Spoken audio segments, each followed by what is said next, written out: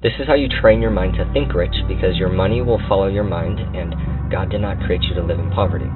There are two things you can do, and the first one is to understand who you are and tell yourself repeatedly, because whatever fills your mind is eventually who you become, and if you don't tell yourself who you are, somebody else will. A child who's been told he's dumb his entire life will not only believe it, but also act as if he is. Scriptures tell us, as a man thinketh in his heart, so is he. Your true character is defined by your innermost thoughts and beliefs of who you are, because those two things are always followed up by action. The second thing you can do is put this into practice by getting very good at identifying other people's gifts and their talents and who they are, and telling them repeatedly. Not only are you training your mind, you're training somebody else's mind, but you're also becoming a leader that people actually want to follow. Thoughts are extremely powerful. You have to be able to think and grasp that you can do it. You got to write down goals. Put them on your mirror if you need to. Put them on your refrigerator. You can put them as a screensaver on your phone, but read them constantly, and you want to write them down so you reinforce those goals consistently. But guys, I had the Lambo hat before I bought a Lambo. I have the Richard Mille canvas before I get my Richard Mille. I had the AP watch clock before I bought an AP. I had penthouse in my vision board for 4 years before I lived in a penthouse. Now I have the Black American Express rug before I get my Black American Express card. Guys, it is all a subconscious trick. Trick your subconscious into thinking you have these things by surrounding yourself with these things, because it's all in energy. And if you can keep believing that you have it, in due time, you'll get these things. Money does not exist. Did you know that? I learned that years ago from a very wealthy man. I was free from money that day. He says money is an idea. It's in your head. It's an idea. There's a book called Think and Grow Rich. Think and grow rich. We keep thinking if we work, we grow rich. He said, no. You're supposed to work for riches. You're supposed to work for purpose. The moment you start thinking and acting rich is when you'll eventually get rich. Because your mind is so powerful that it rewires your brain to think, talk, and what you surround yourself with. So that forces you to keep working on the goal, whether it's making 10K a month, 100K a month, or even $1 million a month. So if you're in a position where you just hate it and want to get out of there as soon as possible, trick yourself into believing that you're making 10K a month, 100K a month, or even millions, and just take massive immediate action, even if it's messy or imperfect. Because money rewards momentum and speed, not for those that are waiting for the perfect opportunity to start. Start surrounding yourself with people and environments that align with your goal, and eventually your mind will become so hyper self-aware to know what not and what not to do when you're chasing a goal of making a shit ton of money. That is actually the most fastest way to become eventually rich. I suggest you all to start now and don't look back. The one that really changed my life, Think and Grow Rich. There's one part in here that I found a classic. It's on persistence. See, if you persist, you can do anything. He said there may be no heroic connotation to the word persistence, but the quality is to the character of the human like what carbon is to steel. There are 4 simple steps which lead to the habit of persistence. They call for no great amount of intelligence and no particular amount of education and but little time or effort. Here's the 4 steps. Number 1. A definite plan or a definite purpose backed by a burning desire for its fulfillment. Number 2, a definite plan expressed in continuous action. Number 3, a mind closed tightly against all negative and discouraging influences, including negative suggestions of relatives, friends, and acquaintances. And number 4, a friendly alliance with one or more persons who will encourage you to follow through with both plan and purpose. You might be too smart for your own good and you don't even know it. Think about every business professor in a university. Technically, they're the smartest PhDs in business. They have no money because they overanalyze, they overjudge, they overcriticize, they know too much. If you want to be rich, there's only 2 things you need to have. 1, an unreasonable amount of confidence, meaning that you are confident in your beingness and your decisions, outsized to any level of accomplishment. And 2, the ability to take risks, what I call being fearless. Most wealthy people have both of those because of their ignorance. They start companies that they shouldn't have started because they didn't know how hard it would be.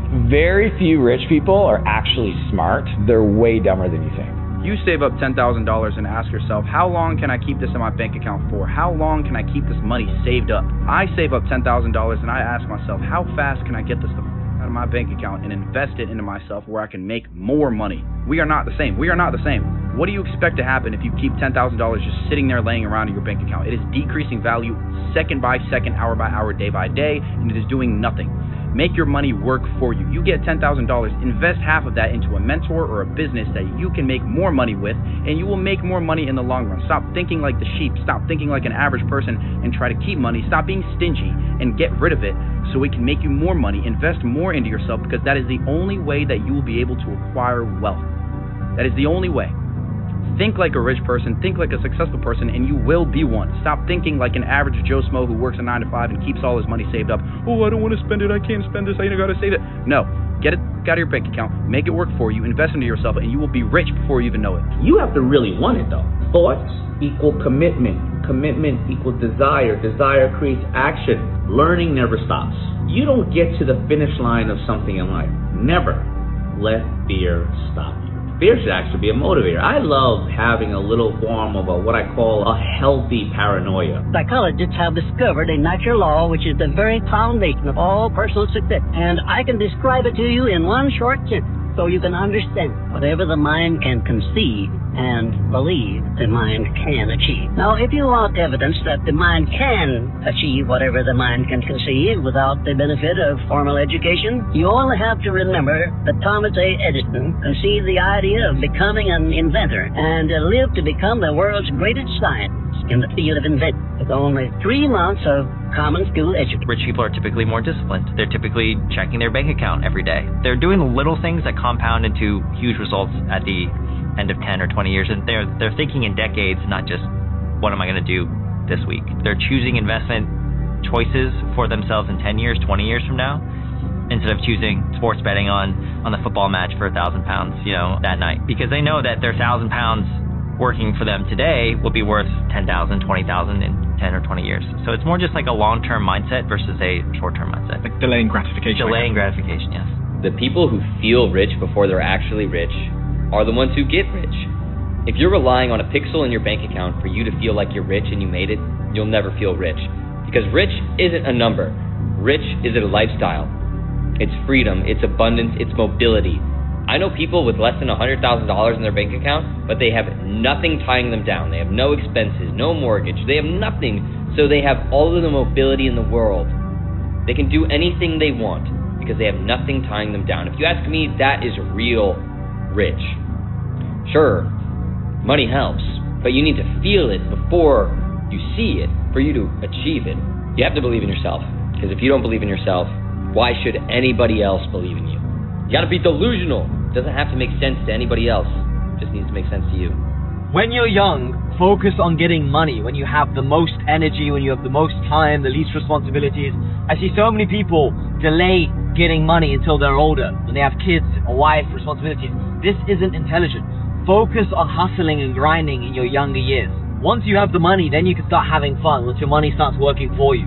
Until that point, don't be going out every single day partying and getting drunk. Focus on your responsibilities now. What's the difference between the rich and middle class? The middle class people are doing what they were told. These were probably your good students at school. These are probably the people who went to college and were told that if you got good grades, you'll get into a good college. If you get into a good college, you'll get a good career. And they're just kind of following the marching orders of what they were always told in their entire life, that you go work for 30, 40 years, you make enough money, you save for retirement, you pay off your house, and everything will be okay. And we see it all the time right now that you're not going to be okay. That might have worked when the life expectancy was 65 years old, but people living longer and longer, people are running out of money. The rich, on the flip side, have a different mentality. They believe they're entitled to earn a lot more money because they take absolute responsibility for their future. They probably weren't the best of students, a lot of them. They're probably outliers. They're entrepreneurs and visionaries who believe more in themselves than what they were